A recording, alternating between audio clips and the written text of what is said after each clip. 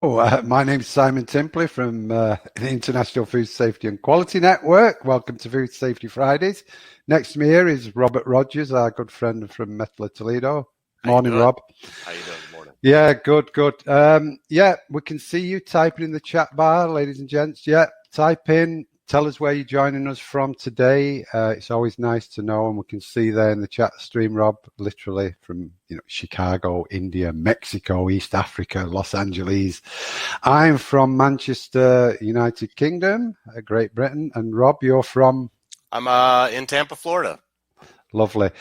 It's great we can all get together from anywhere on the globe on these webinars, and these webinars are sponsored. I'm going to play the sponsor ads now, and then we'll be back for the presentation shortly.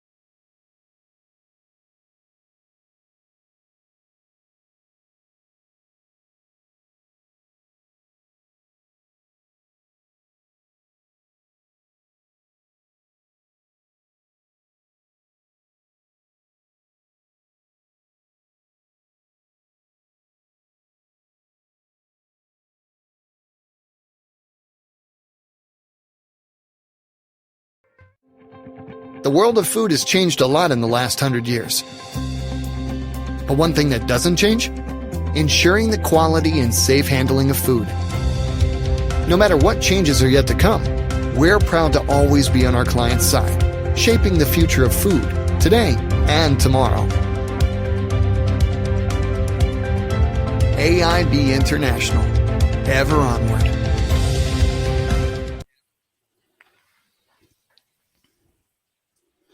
Okay, thanks to the sponsors of Food Safety Fridays. I don't know if you noticed in the sidebar there, Rob, literally, I don't know how many countries there are in the world, 200 and something, but pretty much well represented in the chat there. Yeah, it looks great. Okay, let's get the slides on. I'll be back for the Q&A later, but for now I'll hand you over to Rob. Well, thanks for joining, everybody. I did see some people who were a little jealous that I was in Tampa, Florida. I was going to do this poolside, but the Wi-Fi wasn't quite good enough out there, so I did get stuck in my office here. Today, thanks for joining again. It's really good to have everybody here. Today we're going to talk about how to handle product inspection rejects.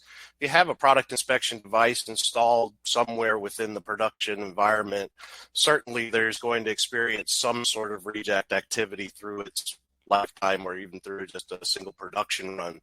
And how we handle those rejects can have a real impact on how well the overall product inspection program is functioning and how well it's protecting the product and the customers and your brand. If we think about product inspection solutions like metal detectors, checkwares, vision inspection systems, X-ray systems. Those sort of systems tend to be located towards the end of the process historically. It makes sense there for a lot of the inspections for contamination. The package is in its final, or the product is in its final package, so therefore there's less risk of further contamination. So certainly that's a good spot for inspection. When we're looking for date codes or lot codes, to make sure that they're accurate and readable, obviously towards the end of the process after it's been printed on there.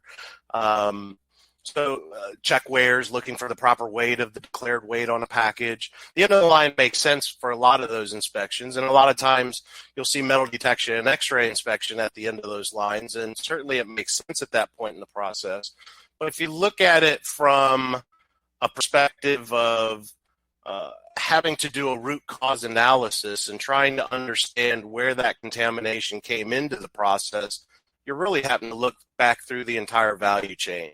We're having to look back all the way through raw materials and blending and mixing and grinding and cooking and all the stages, through that entire process to figure out, well, where did things go wrong and how did this get in there? When you start to think about the waste that's involved at that point in the process, that can even start to get into a whole nother conversation. I mean, you got to think the packaging material, well, it's in the reject, it's waste. The raw materials it took to manufacture the product, well, that could be considered waste. The time, the effort, the energy, the money it took to manufacture the product, that could be considered waste. So when you look at all those things combined, and there's value in inspecting throughout the process to get non-conforming products out as early in the process as possible. You'll see some improvements in efficiencies, and you can assist with waste reduction initiatives and things along. But our focus today is really how to handle those rejects, and I mean, obviously, the best thing to do would be to limit the things that cause a reject. And the first step would be really understanding what sort of risks are present, finding ways to hopefully be able to eliminate those risks altogether. That would be the ideal situation. We figure out that there's a risk present. We determine, hey, we can totally eliminate this by doing X, Y, and Z. If we can't eliminate them, then we kind of start to have to go down the road of trying to prevent them. Well, if I can prevent the risk from entering the product, covering a exposed product area so debris doesn't fall in there, as an example. If I can't prevent them, then I have to find a way to reduce them to an acceptable level and find ways to monitor the controls of however I'm doing that. And to do that, you really need to understand the control devices themselves and understand what they can and can't do, as well as how to properly operate and really function them and operate them as intended.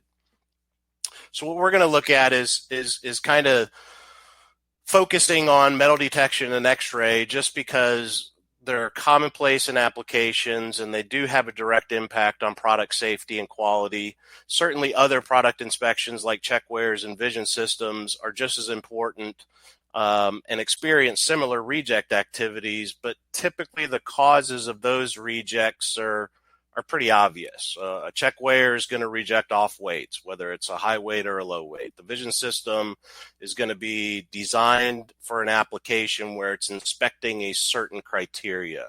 The date code is unreadable, so therefore that's why it rejected. You typically don't have a whole lot of what I would call false reject activity on those systems, although it can happen if the product isn't presented to the camera properly for vision, as an example. If two packages go across the weigh scale on a check weigher, those sort of things can happen.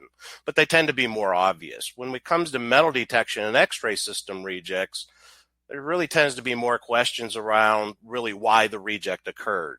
So we're going to look at some, get a brief review of kind of how metal detectors and X-ray systems operate, better understand what they really can and can't do, understand the type of rejects that can occur, and then we'll kind of look at, different things to consider when determining how we're going to deal with those rejects.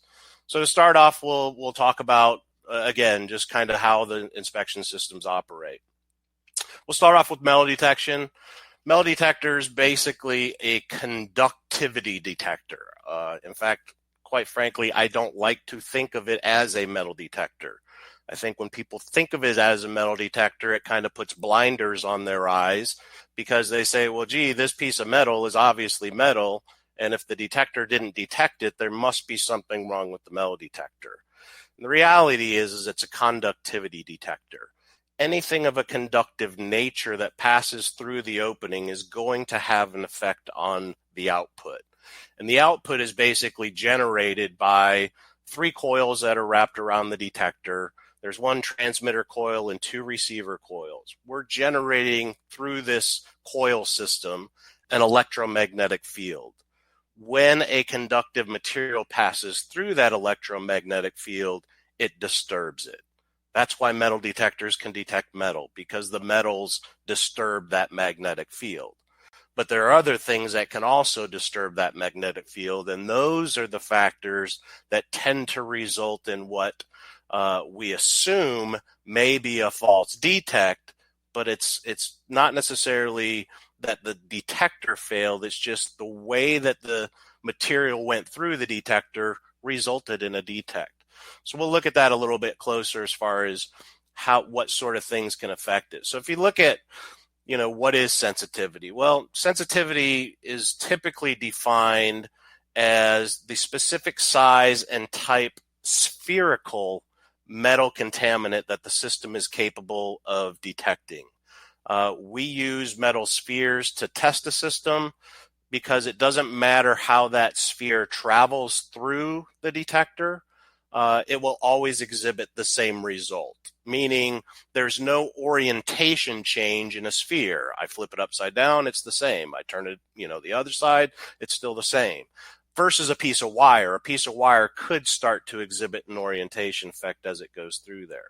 And they can be irregular in shape, so it can be more difficult to quantify capabilities based on an irregular moving target. So we use spheres, and we use spheres of the different metal types, obviously, and that will have variations. We'll look at that a little bit closer, as well as looking at orientation effect a little bit further in detail in just a second.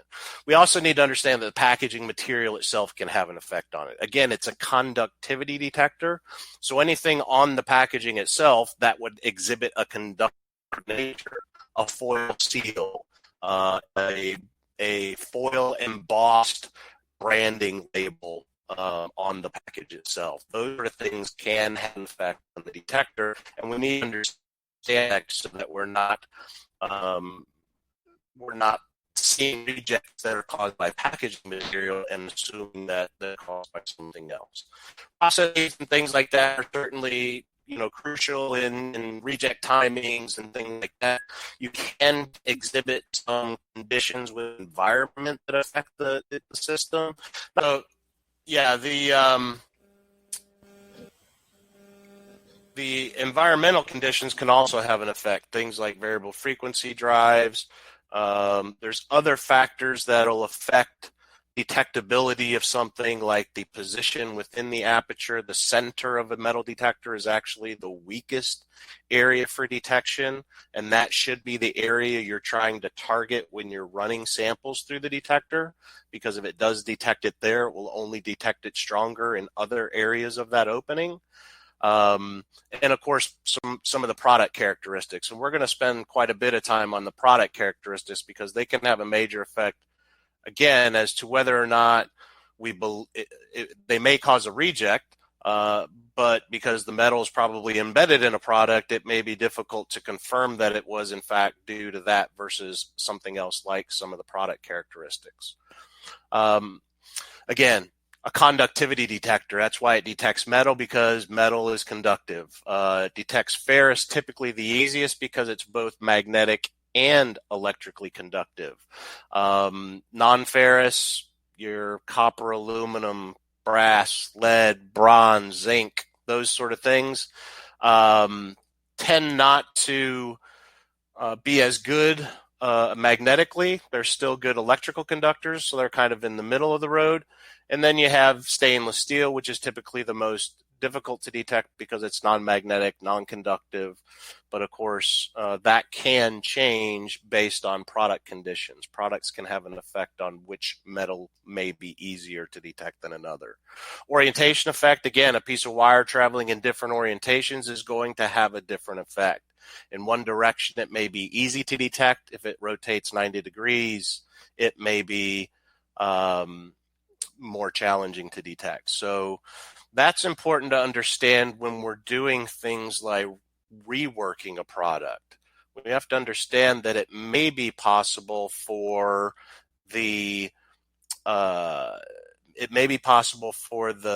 orientation or the contamination to have shifted its position as we're handling that package or rerunning that package through there. So again, we'll kind of talk about that a little bit more in detail in a minute.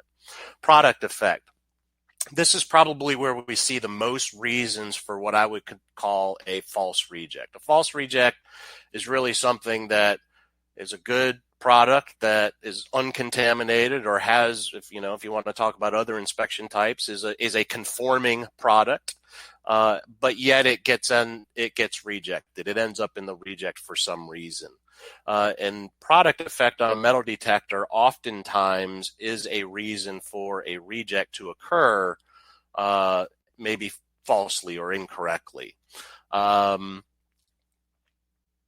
you look at things like product temperature, variations in product temperature can have an effect, especially if you think of a frozen product that may be beginning to thaw out. And so the moisture is starting to come back. Its conductivity is starting to come back. So it might start to have an effect on the detector. Moisture or salt percentages, increases in those will have an effect. Product consistency. Is the product coming through there nice lined up soldiers, or is the product just kind of randomly sparsed on the belt? That can have an effect. If the detector is set up for one individual product and now we get a condition where multiple products are going through the detector, that may result in a detect event. Where now we have multiple packages in the reject that we have to deal with. So things like that can have a major effect, again, on creating a scenario where the detector believes or gets a signal that something was present and does, in fact, activate the reject device. A little bit about X-rays again. We have the X-ray system. Basically, the only thing that you really need to be concerned with about the X-ray portion of it is all we're doing is generating an X-ray, just like you would do going to a doctor, and he's taking an X-ray of your arm. The image is going to get created by use of an X-ray, and that's what's happening in the X-ray inspection systems. The X-rays are the tool we use to generate the image, and then the doctor, in this case, would be the software that image is analyzed in to determine whether or not that particular product is a conforming product or a non-conforming product. Of course, X-ray systems, because we're just really analyzing this image that's created, not only can we do contamination inspection, but there are other inspections that are possible in an X-ray system. We can do fill level, we can do mass measurements, we can look at a seal and ensure there's no debris in the seal or anything like that. Little bit about things that X-rays can see and can't see. It's really all about the density. So X-rays, where metal detectors work off of a conductivity principle, X-rays work off of a density principle. Where the density of the contaminant has to be more dense than the product that we're inspecting in. So that can have an overall effect. But this gives you an idea of some of the materials that are detectable and aren't detectable. You'll notice materials that are organic, like wood, stalks, fruit, insects, things along that nature, hair, fingernails, if you want to get into some other, things that might enter into the product in the production environment. They're really not able to be detected. They're just simply not dense enough. You'll also experience a lot of low density plastics in a production environment that may end up in the product. Things like tips of a nylon glove or the blue plastic lining from bin liners and things like that. If they're not made of a detectable material, then typically they would not be identified, through an X-ray. Get down into some of the materials that may be detectable, like your dense rubbers, bones, glass. Some of the things I want to highlight here, though, is aluminum. Aluminum is a very low dense metal. It is a non-ferrous metal, but you can see that the detectability towards aluminum may not be as easy as the detectability towards the other non-ferrous. You see that's typical density measurement there of 2.7 for aluminum versus 7.5 for most of the other non-ferrous metals. So there's a large difference between there. So again, it's understanding what the systems can do, how they actually operate, and understanding what can cause the reaction of a reject. It doesn't have to be just contamination. It can be because, again, in an X-ray incident, a good example that I'll have you keep in the back of your mind is two products going through an X-ray beam where the products are overlapping one another. Obviously, that's going to increase the density of that inspection, and in that case may result in a reject because it's a density inspector. So again, just a little bit of get insight into that. X-ray inspection, basically, again, what's happening is that product is going to pass across the X-ray beam, which is between the X-ray generator and a detector. And what's going to happen is the system is going to develop an image. That image is going to be broken up into individual little pixel cells, where each pixel cell will be assigned a numeric value based on a level of grayscale. So to give you an idea, where we see the very light and bright pixels near the edges of this image, nothing has blocked the X-ray. Nothing hindered the X-ray from reaching the detector. But now we start to see the slight edges of the bags where we start to see a little bit of a darker tone, where because the bag, and there wasn't any product in there, it's just the flap of the bag, not very dense, but somewhat dense, blocked a little bit of the X-ray energy. And then you get into the most dense areas of that product where we see the darkest pixels, and that's, of course, because most of the X-ray energy at that point was blocked due to the density of what was between the generator and the detector. The system is basically looking at each one of those pixels individually, analyzing its data and saying, okay, what's the value of this pixel compared to other pixels near this? And it determines every individual pixel that way, runs those pixels through several different algorithms, and comes up with a result and a determination, just like the doctor would, whether or not there's anything wrong in this particular image. I am seeing some things in the chat, so I'll just go ahead and poke on some of those.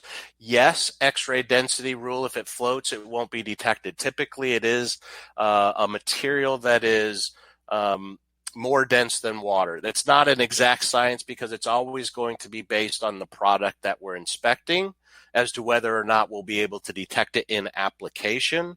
But a good understanding as to whether we'd even have a chance of seeing it. If it floats in water, the chances are going to be extremely low of being able to identify that contamination. I did also see something on there about the packaging material and how that might affect a metal detector. I don't know if my audio was in and out on that. So I would just say that, yes, the packaging material could, if it had any sort of conductive mean, a foil lid, a foil embossed star on the front of the label, something along those lines, the packaging could. We also do experience a lot of issues through metal detection where we're running cases of product and the cardboard has been sourced from recycled cardboard. The cardboard historically has a lot of metal contamination in the board itself. And of course, product is now in that box. The whole case gets rejected. Now we're thinking, well, all this product might be contaminated when it's just the box itself. Again, we have to really understand what can, in fact, cause that system to activate or reject and not necessarily assume many things. In fact, if we look at what type of rejects there are, I look at rejects in two categories. I look at it as real reject, a true non-conforming product has been properly rejected out of the line because it was non-conforming, and false rejects, a good conforming product of quality, safety, everything is good, but it's in the reject bin and it really shouldn't be in there in the first place. So if we look at those two things, a false reject versus true reject, I mean, again, we have to understand what could cause the system to activate a reject. Those product conditions. Is there a variation in temperature that's occurred on the line? Maybe our oven is overcooking or undercooking something. Maybe our freezer isn't freezing the product to fully frozen. That could result in product ending up in the reject bin. And if you are unaware of that and believe that product could be contaminated, you may spend a lot of time going through root cause investigations, trying to confirm the contamination is in the product, all these sort of steps. And it's not because the product was contaminated. It was because it was falsely rejected, and we need to understand that. We also need to understand things like temperature when we're handling those rejects. If it's a frozen product and it gets rejected into that reject bin, and I don't address that for another 20 minutes or a half hour or an hour, now that product is thawing out in that reject bin, maybe making it unusable and not even possible to rework that product. But it also makes the conditions of that product now, when we may be doing a reinspection, very different than what occurred during the actual reject event. So understand what those factors that can affect a metal detector or an X-ray system or a vision system or a checkware system, and try to limit those as much as I can. I'm going to try to limit product temperature variation. I'm going to try to have more consistency in the product with its moisture percentage and its salt content. I'm going to try to ensure that product flow is consistent through the detector, or at least in a controlled manner, to where if multiple products are going to go through the system, that's how we set the system up to accept those variations. In fact, that's really the key. I'm often asked, what do you do, or how would you properly set up a product inspection device? And the answer is very simple. You set it up to successfully run production. I'm not going to set it up necessarily to see a spec. Although the spec is important and I have a goal in mind of what I want to achieve, you really set the device up to successfully run the production, so that when good quality, up to spec product goes through there, it goes on to the consumer rather than ending up in the reject bin. So that's the key. If you can avoid those things and have very controlled processes and production environments and things like that, these sort of things won't affect the process as much.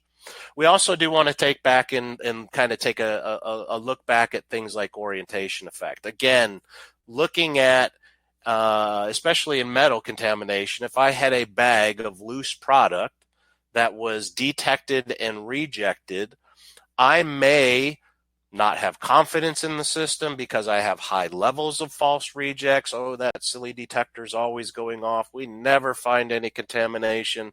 Let's prove that by rerunning the bag through the system. We'd rerun the bag through the system and it passes, goes on down the line just fine, no problem. See, I told you, that silly detector, it never works right. If you really break that situation down and think about it, it's kind of crazy, because we're re-inspecting the product, number one, because we didn't have confidence in the system, because it always false rejects. But now we're rerunning that product through the exact same system we don't have confidence in. And when it does not identify anything, we have all the confidence in the world that it worked correctly, and we let it go on down the line. where in reality, we have a high likelihood of potentially just putting in a contaminated product back into the line. So you have to understand those things. If there is going to be a rework process, ideally it's done on an offline system that's more sensitive than the online system, and you have the ability to break the package or the product down into smaller bits to identify and locate the contamination. But if you don't have that luxury and you're going to rerun it through some sort of reinspection through the same system, pass it through there multiple times, ensuring that you're changing the orientation of the product, that you're turning the product upside down and right side up, and long edge leading and short edge leading, and you're trying to give yourself more than just, hey, it rejected the first time, I passed it a second time, and I like it to go on by, and there it goes. If you look at that statistically, you have a 50% chance that it's contaminated. At least reinspect it through there several times to be confident that it's not contaminated.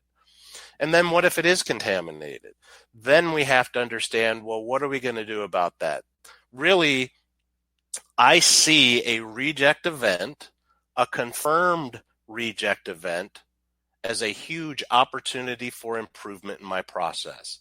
If I can figure out the source of that contamination, put a preventive or corrective measure in place to prevent that from ever happening again, I've just improved the process, improved waste reduction because that's no longer going to be a source of waste. There's huge benefits to that. And the reality is that's kind of the expectation from regulators and standards and things like that, is that we look at these processes and programs with a continuous mindset, a continuous improvement mindset, where whatever these systems tell me today, and that's really what these systems are. Don't look at these things as contamination elimination devices. They're not. There are ways that contamination can get past them. Look at them as contamination notification devices, and that they're notifying you something else in the process has failed you. The maintenance, a piece of equipment is breaking down. Your supplier has failed you. Something has failed you. They're a notification device. And it's really the programs and the processes that you build around the devices. When they tell you that, hey, we have a contamination issue, we need to take that information and say, well, we need to discover where it's coming from. We need to discover how to prevent it from ever happening again so that we're improving that process. Ideally, any product inspection device on the line, the only time you want it to put product into the reject bin is when you're testing it. That means 100% of the products you are producing and manufacturing are good quality products. That means your packaging is free of contamination. That means your raw materials are free of contamination. That's your goal, that everything you produce is good quality, safe product, and it goes out the door successfully. If you have a lot of reject activity at an inspection device, something is wrong. We need to understand what is wrong. Is it a product issue? Is it contamination? Is it something wrong with the label? Is it the wrong weight? Does the filler have a problem? We need to understand what the problem is so that we can implement a corrective action and prevent that, improve our system, and move on to a better day tomorrow. So I'm going to show a little video here, but before I have Simon click the play button, I just kind of want to give a brief description, because we realized control of the video wasn't to our liking, and we didn't want to risk anything. So in this video, what you're going to see is there's actually two inspections that are going on. There's a check weighing application where the product is moving across the check weigher, in some cases before it goes into an x-ray, and in some cases after it's gone through an x-ray. But the x-ray is the other inspection device on this combination system. So we're looking at both contamination from the x-ray and proper weight verification from the check weigher. And what we'll see later on, a little bit, it's a very, very short video, but a little bit towards the end of the video, what we're going to see is product coming down the line. We're going to see two packages go through the x-ray system overlapping one another. And what that does is that causes the x-ray to see too much density in that particular package, say that there's a contamination there, and we'll see it get rejected. And in the video, you'll kind of see a little red box draw around the screen when it happens and the reject when that occurs. And I just want to kind of use that as a starting point for our discussion points to highlight what we would do in this case. Obviously, it's the X-ray that detected it, so it might be, we assume it's contaminated product, but it was because of something else, and now we're having 2 packages in the reject bin to have to figure out what we're going to do with. So if you want to go ahead and play that video, Simon, I'd appreciate that. Thank you.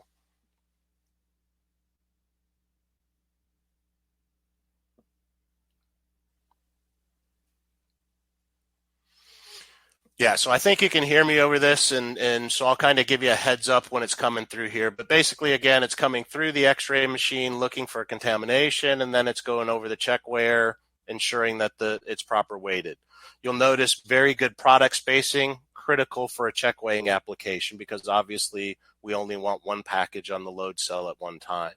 The X-ray application, so here it's coming down the line, and you see it, as long as they're good over both the metal detector and the X-ray, they just go onto a takeoff line. So here in a minute, we're going to see, there it is. You see how that little yellow splotch is on there? That was a contamination. Here's the reject activity occurring. And if you looked closely, you might have saw that there were, in fact, 2 bags on that reject. And so, you know, what is that? Is that a false reject? I mean, it's not, because obviously the conditions of the X-ray were superseded, and in fact, it saw too much density, which is what it is, a density detector, and it caused a reject. Now, it's because there was 2 packages, not because it's contaminated. But we really don't know that, because all we see is 2 bags in the bin, and probably even only 1 reject device activity logged on the screen.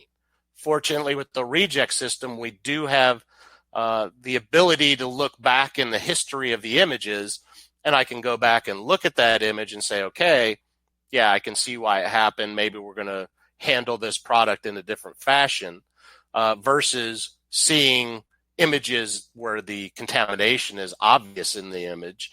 But how do you handle that? And that's really what you have to figure out. You know, well, we have to understand why the reject occurred, number one, and then really by that base what we're going to do. Some other rejects that we're going to have to deal with, most likely, I'm sure that on an inspection device throughout the day, you're going to test or validate or verify that that system is functioning correctly. And you're going to do that by using a product, putting a sample on it, running it through there. Hopefully that's going to work correctly and reject and everything. And so what are you going to do with that product? Did you use a known good product? Was it previously inspected and confirmed free of contamination before you used it for the test? After you use it for the test, what's your process to, okay, well, let's make sure that it's still not contaminated. Let's run it through a process to make sure that we're not just taking it out of the reject bin and putting it back onto the pallet.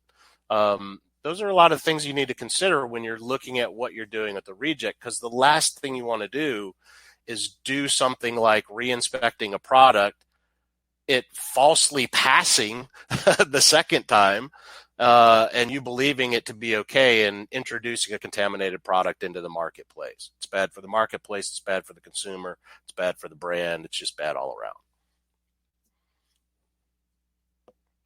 I don't think your mic's on. I said bad. Okay. Right. Are you ready for questions, Rob? Yeah, sure.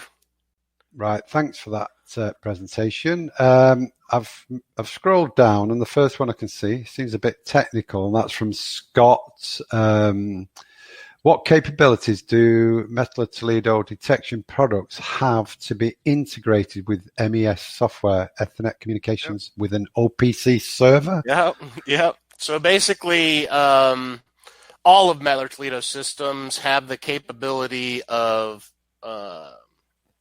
exporting the data in multiple manners. OPC can do that, no problem.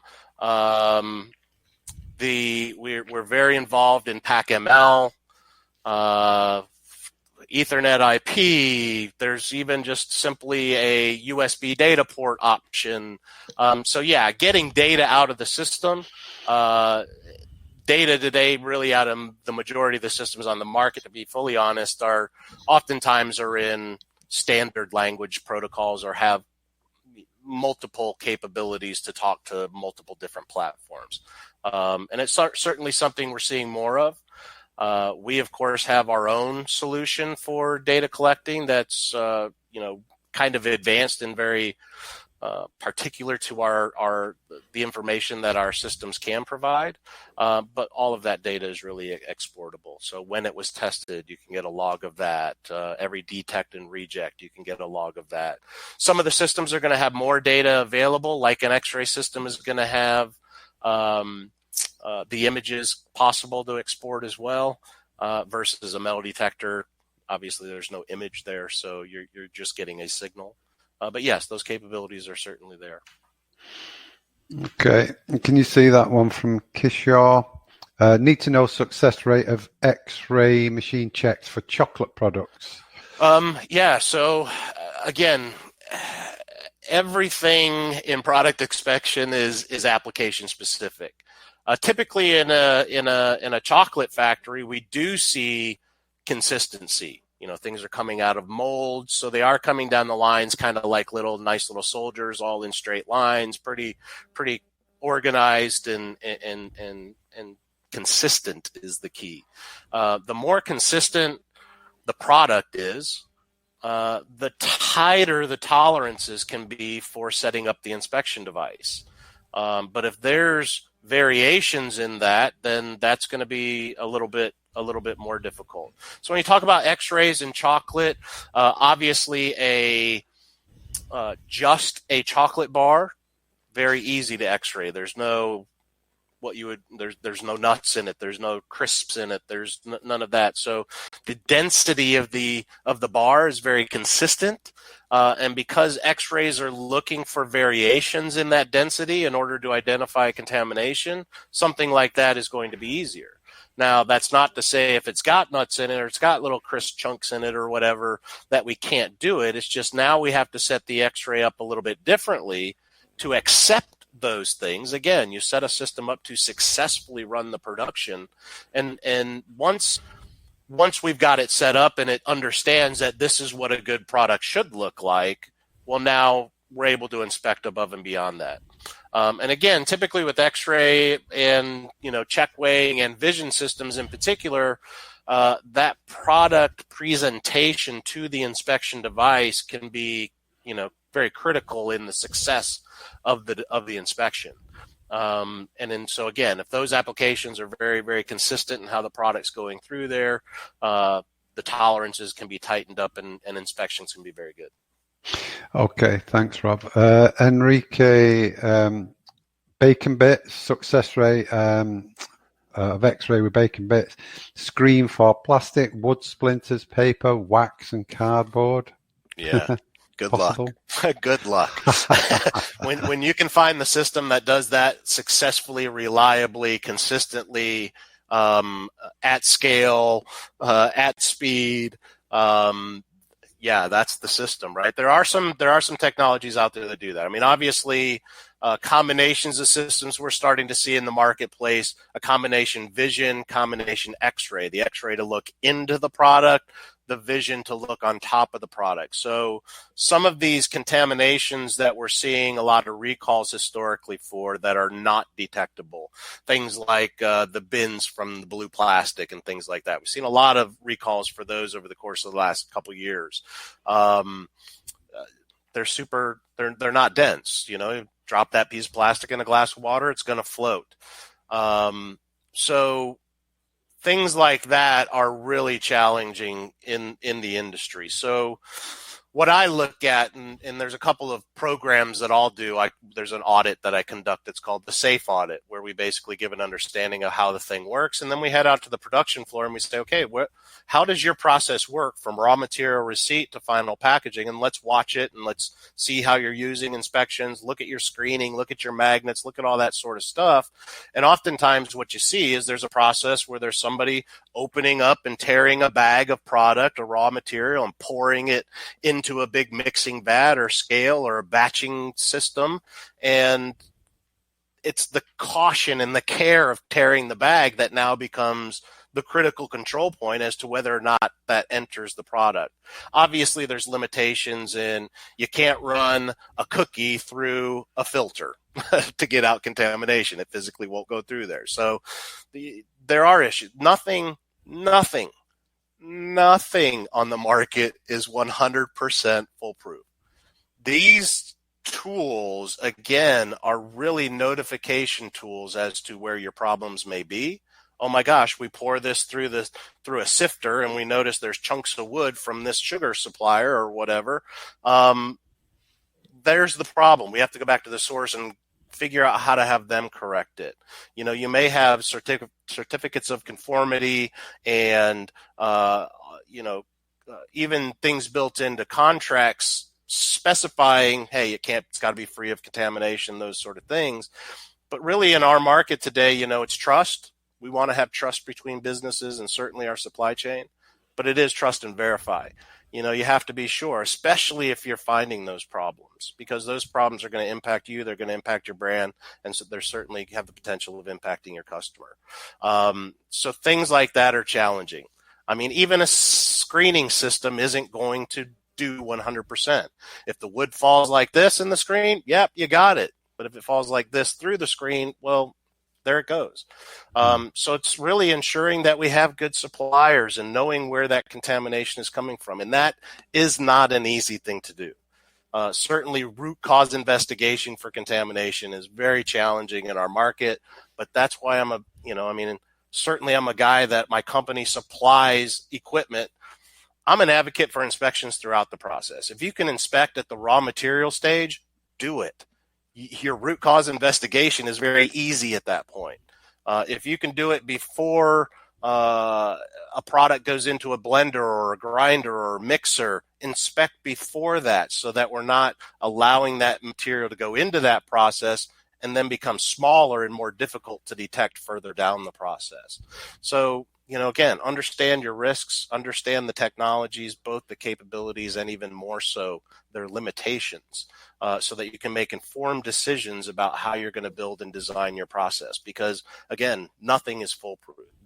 Contamination is going to make it to the market. Non-conforming product is going to make it to the market. It's unfortunate, but again, we need to look at those as opportunities to improve our processes when we experience those issues. Hopefully it doesn't get to a recall point. Hopefully we're discovering those problems and issues within our facilities and through our own internal programs. But when we do discover something, we have to take action to try to correct it. Yeah, great advice, Rob. Gail, can you describe the decision-making process to determine if X-ray can replace your metal detectors? Yeah, I don't see them as a replacement because there are things that a metal detector will do that can outperform an X-ray, and there are certainly things that X-ray can do that will outperform a metal detector. So it's very application specific. Some of those reasonings I would look at, well, if you have aluminum as a risk within the process, maybe an X-ray inspection isn't the better solution, because a metal detector typically would inspect the product to a better sensitivity for aluminum. If aluminum isn't a risk and things like stone and glass are a risk, then obviously a metal detector wouldn't be able to do that. Quite honestly, I look at inspection systems throughout the process as complementary. There's going to be a point in the process where the metal detector is probably going to make more sense and be more beneficial. There's going to be a part in the process, maybe post-packaging, because it does have a foil lid on it, but I still want to inspect it post-packaging to make sure that, what I send out the door is going to be completely free of contamination. But they do complement one another. And just as magnets complement the inspection program, screening, sieving, filtering, good suppliers, they all complement in the end having a good, safe, quality product. And that's the goal. So, yeah, I mean, there are differences in what they detect. If you have other inspection possibilities at the point of inspection with an X-ray, such as I can do fill level inspection on a tall container and do contamination inspection, well, now I'm getting maybe more value from that asset. So that might be a deciding factor as well. But yeah, I mean, it's really based on what we're trying to accomplish. Are we trying to protect against a particular risk, or are there other inspections that we might benefit from? Okay. More product specific. Do you use metal detector for dairy products? I imagine dairy's not so bad, is it?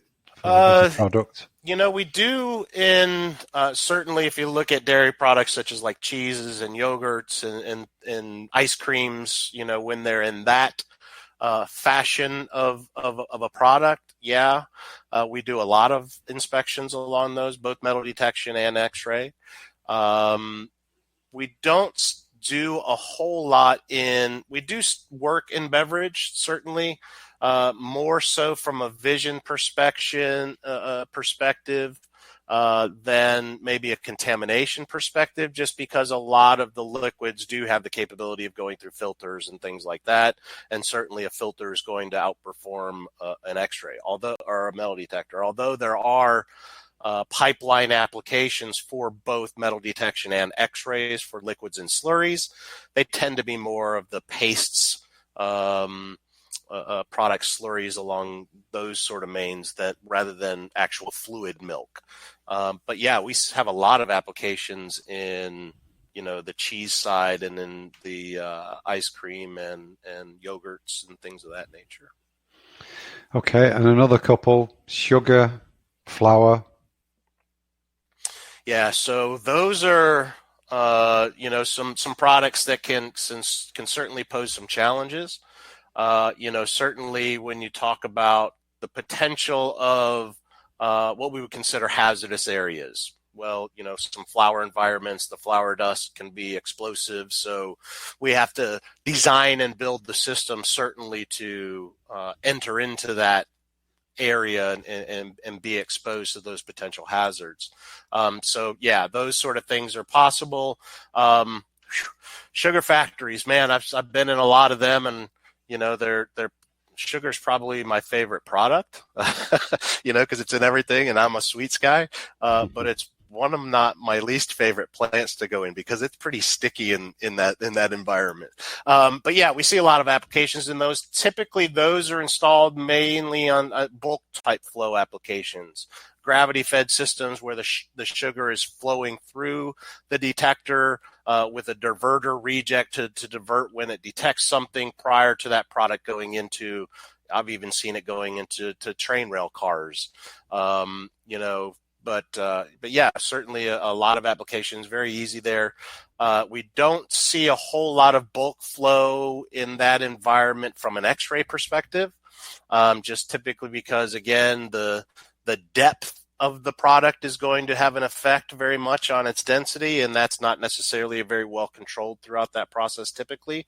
But post packaging, we see some X-ray inspection in that market as well. So certainly possible, certainly applications that we have in that space, and I encourage material suppliers like a large sugar factory. I encourage them to have inspection systems and not only implement them and have good processes and programs around them, but then also acknowledge that you do that to your potential customers, because that is an area where we can see, help the entire industry is just ensuring that safety and quality of that product through the supply chain, as they say, from the farm to the fork.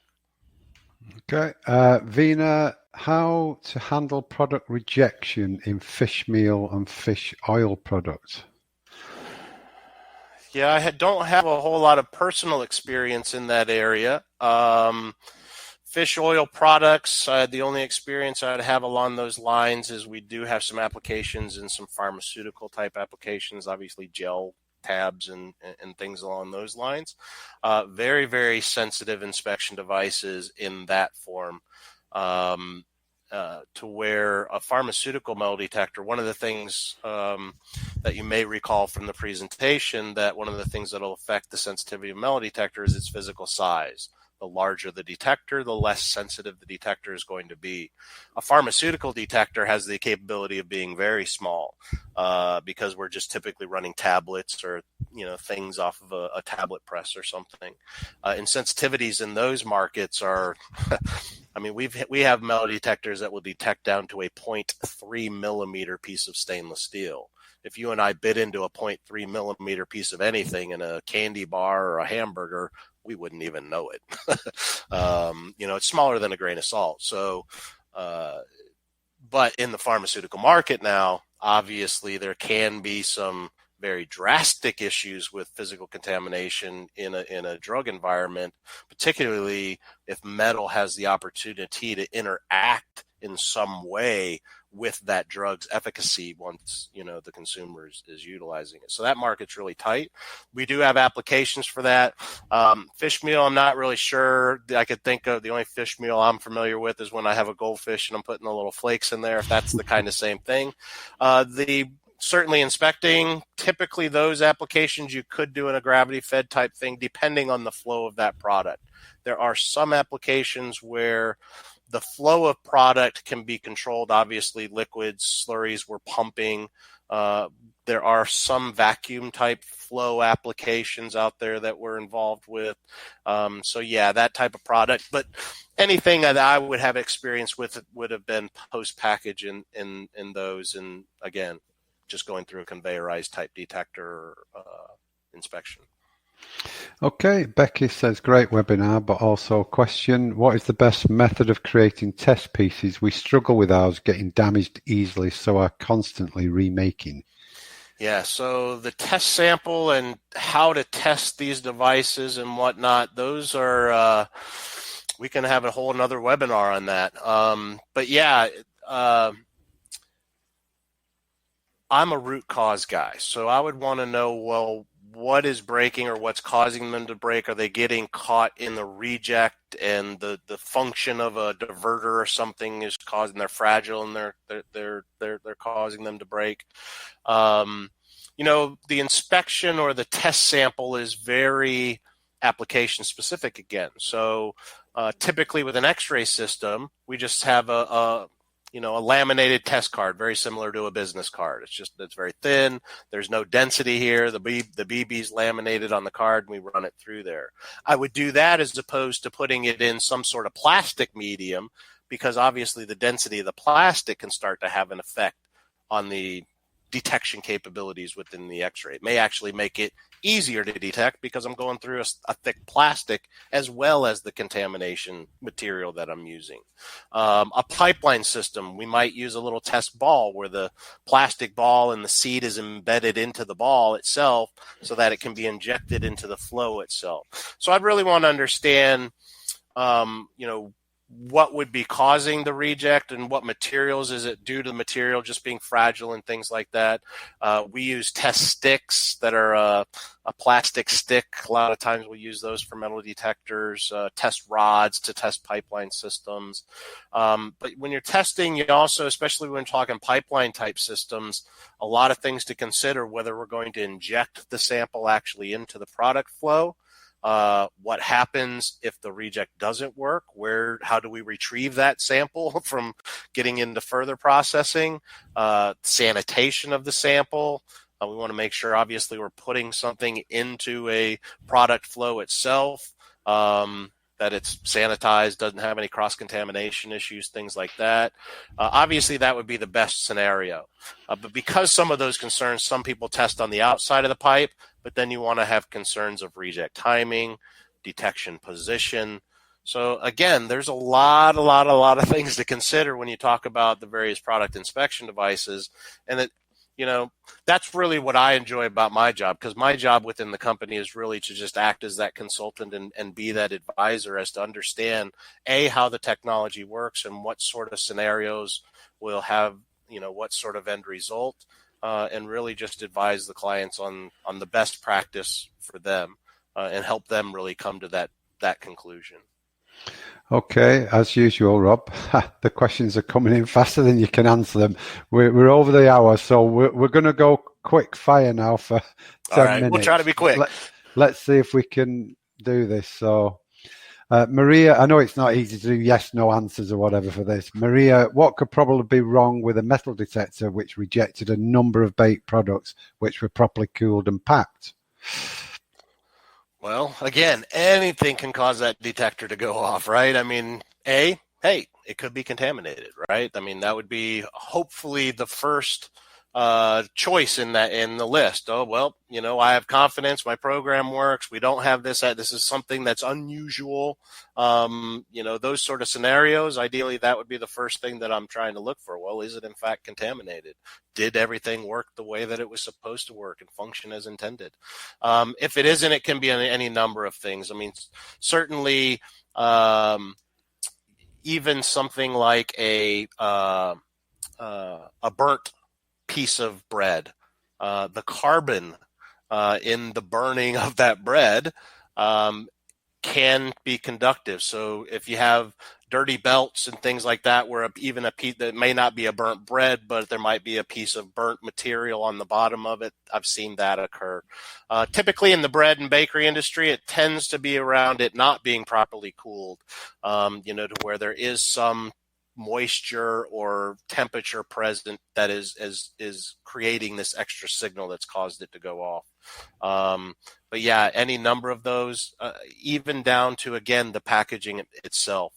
If that bag is laminated in any way, shape, or form, and there's any kind of debris in that lamination and the system's sensitive enough to pick it up, it's going to pick it up. Okay. Yeah, so it could be any number of reasons. Dr. Ahmed, X-ray security gates in airports, radiological contamination of our foods. Is it possible or not? Not really. So a big difference between, now again, those machines we're standing in right now at the airport where the thing's spinning around us, I don't know exactly what they're doing.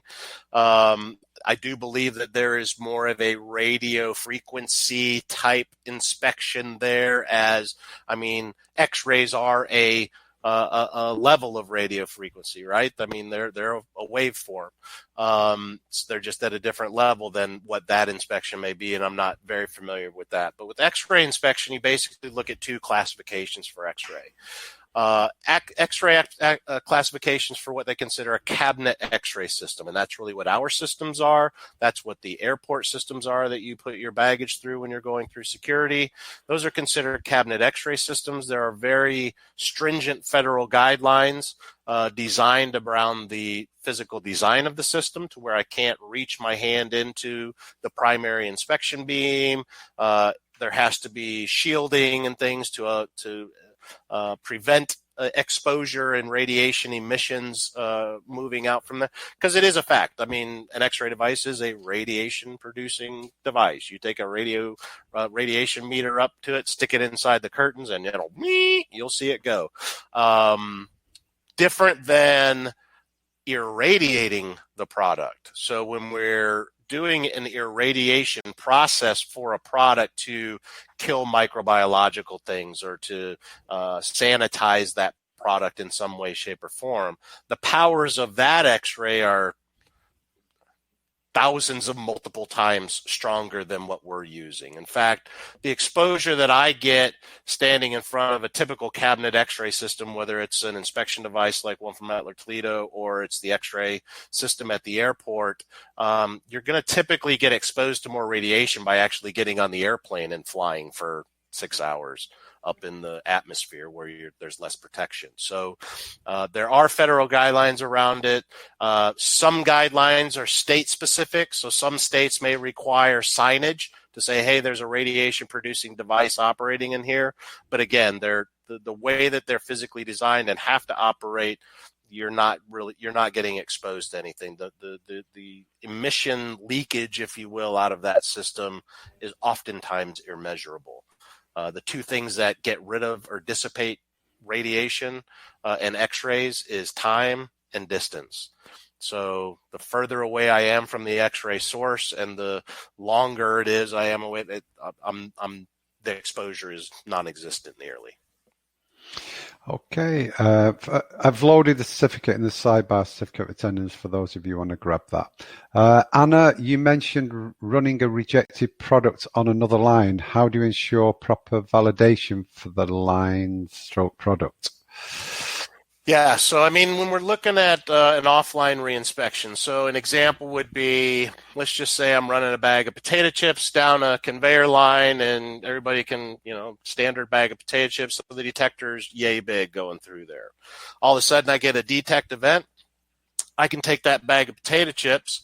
Obviously, that bag of potato chips being this big, I can't really shove it through my pharmaceutical detector this big, but I could maybe open that bag up and pour it through the pharmaceutical detector. So now I'm having, one chip at a time or 5 chips at a time. We don't have to go to that extreme. We can go from this even to this, and there'll be an improvement in sensitivity. So it's really kind of doing it in that fashion. If I were to do it on the same line, that's where I would want to be concerned with, okay, when the bag originally went through, the piece of ferrous metal was in the proper orientation for it to be detected, and it was laying on the bottom of the bag, which was by the bottom of the detector, which is a more sensitive area.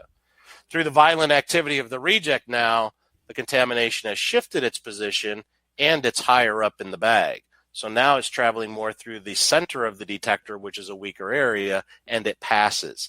I wouldn't want to just say, hey, it rejected once, let me reinspect it, and it passes, and then let it go on down the line. Because again, statistically, I got a 50% chance that it's contaminated. And because of things like orientation effect and position within the aperture, it's probably even higher statistically that it is in fact contaminated. I would take that bag, I would shake it up, I'd run it through again. I'd take that bag, I'd shake it up, I'd flip it upside down, I'd run it through again. I'd run it through there 5 or 6 or 7 or 8 or 9 or 10 times to be confident that it's not contaminated. Then I would say, okay, well, let's just not stop there. Why did it falsely reject? And what can we do to prevent that from happening again? Because the goal of the inspection device is that you don't see any activity at it.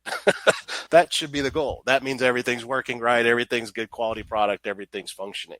If you see a lot of activity, that's where we really need to dive into the weeds and try to figure out what is the source of the problem. Is it contamination? Is it false rejecting? Is it a system problem? We need to understand that and dive real deep and figure out, okay, let's figure out now how to resolve it once we understand what the actual issue is. Okay, and Vanya, what if the detector actually passes a false product? Is there any second level inspection? Passes a false product. So if the detector misses it, that's it, isn't it? Yeah, I mean, if if it didn't detect when it was supposed to detect, I mean, obviously that's a big issue, and hopefully at some point we're aware of that through our hourly testing of the detector or anything like that. And that's really why I mean, if you've joined any of my other presentations with Simon, something you've heard me say often is. Oh, I forgot what I was going to say. I must not say it that often enough.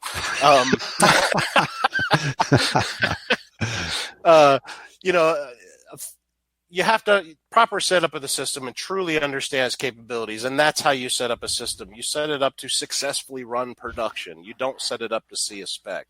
You set it up so you're limiting all this false reject activity and the need to even worry about a rework. I would want to design and develop my program so that, I knew exactly what it could see. Oh, and I remember what I was going to say now. And we do that through validation or verification activity. And you've heard me say many times, I don't test a detector. You don't test an X-ray. You don't test a detector. You challenge an X-ray. You challenge a metal detector. You want it to see the smallest contamination in the most difficult location to do so. And if it meets that challenge, Well, now you're ready for production. If it doesn't meet that challenge, we need to figure out why. Understand, is it a system limitation? Is it the conditions of the product? Is it our understanding of how the system operates? And now that we have all those data points, if you will, we can make an informed decision. Well, if that's not good enough, what can we do within my process to make it good enough?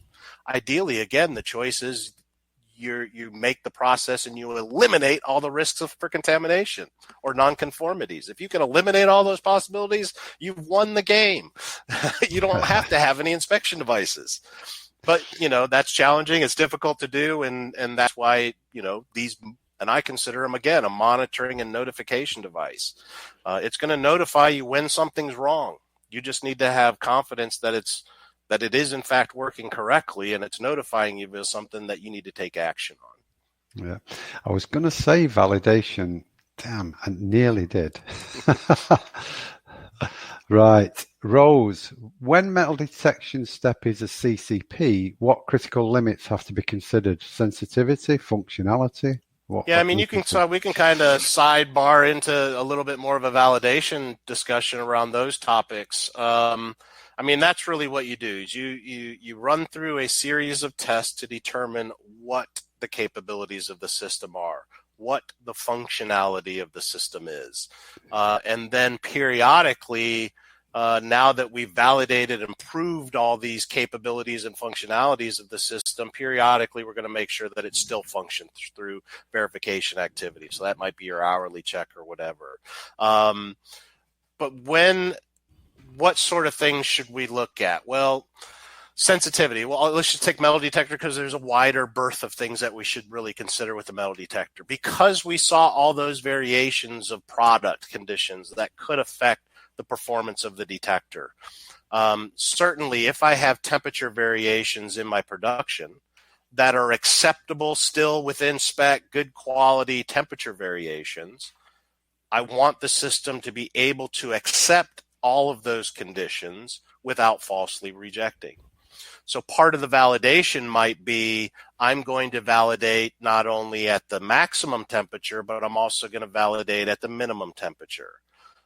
Maybe because my system is somewhat inconsistent in things like temperature or moisture percentages or salt or all those things that can affect it, maybe what I need to do is my typical day of operation is we start up operation, everything's fine. A few hours later, we get some activity at the detector because of the temperature variation or whatever. So we call maintenance over. And maintenance just does a simple adjustment of sensitivity and resolves the problem. No more false rejects. We continue running production.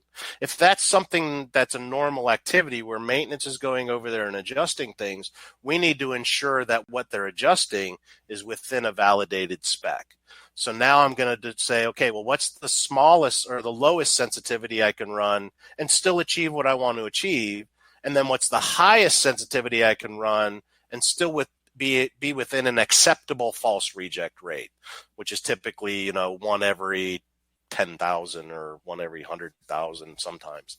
Those are now I've got a range that I've validated, so my maintenance can go up there throughout the day, and as long as they are adjusting it between 100 and 150, because that's what I validated, then it's fine. They can put it at 145, don't have to do anything. They put it at 130, don't have to do anything.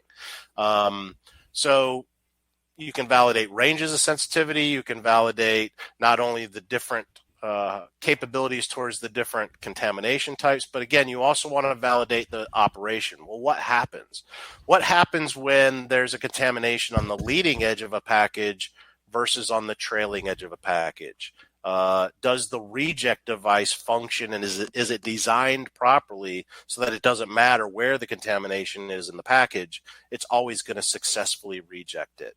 In a pipeline application, what happens when we get a detect and at the same point we got the detect, the pump shut off? So now the product isn't moving. The reject valve may have just opened up and closed back up. Now the pump starts back up again, and here comes that contamination getting past the reject device now. That's a poorly designed system for an application where the pump starts and stops. The reject timing should be tied into an encoder circuit on the pump so that the the activity of the reject is synced up with the flow of the product. So there's so many things to really consider when you look at, well, what should I validate? Certainly capability, certainly operational. If there's any kind of, I would say like fail-safe type devices, an air fail, a bin full, a reject blocked type sensor, you need to confirm functionality of those and that the proper action or activity occurs. Well, when the photo eye gets blocked for a reject, that should sound an alarm. It should send an email to the operator. Okay, let's validate that. Is that occurring? And then validation, again, can get into a really long discussion about, well, how do we develop the validation? How many samples should we run? What should that be based on? Unfortunately, there's not a lot of guidance from regulations and standard owners along those topic lines. They leave it a lot up to the organization to develop those. And that's, again, one of the areas where I try to help out our customers and really just the industry as a whole, as understanding what sort of things to consider, particularly around the inspection devices that I'm most familiar with. Okay, thanks, Rob. Just a couple of things. There are lots of questions on what about this product? What about that product? What about? Is there any guidance anywhere that's something that says, for the different applications, food groups, it's better for this, it's better for that? Has Mr. Toledo got anything? There is some guidance along there. I mean, we've got some pretty good, what we call guidebooks for each of the technologies. And they're downloaded free of charge off the website, and it's just a simple download. But they kind of talk about the technologies. They talk about a lot of what I talked about here today, how they actually work, what sort of things can kind of affect them. It talks about setting up reject timers. It talks about variable pump speeds and some of the things that we've discussed here. So they're really a pretty good overall comprehensive guide of the technology itself. When you get down to really application specific, I mean, the best thing to do is to really contact a supplier and have them conduct some testing. We have a brand new, well, I guess it's not brand new. We've been in there a year and a half now, or almost 2 years. But an application center where we have equipment.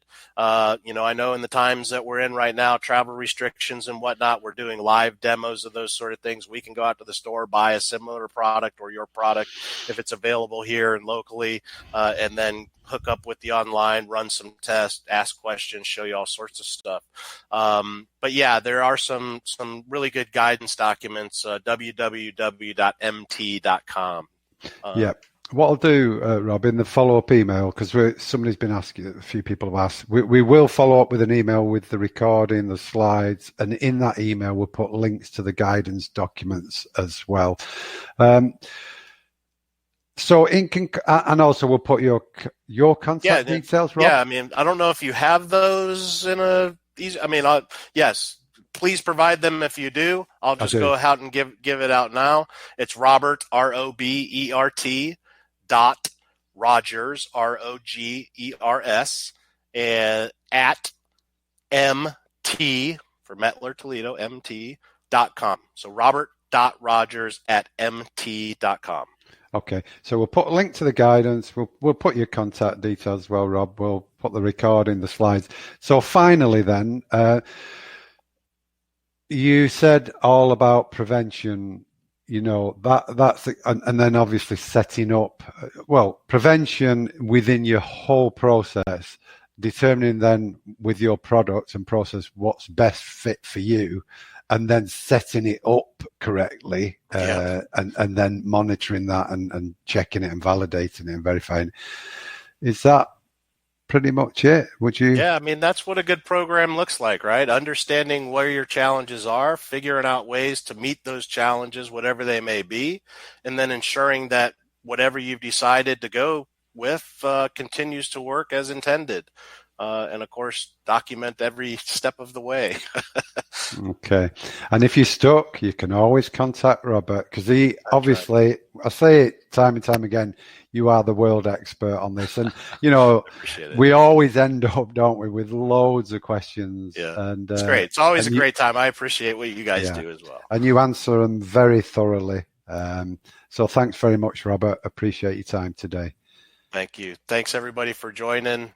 Take care. Be safe. and we'll see you again soon. Okay, yeah. Thanks, Rob, and thanks everybody, and we'll see you on the next one. Take care, Great. everyone. Thanks. Bye.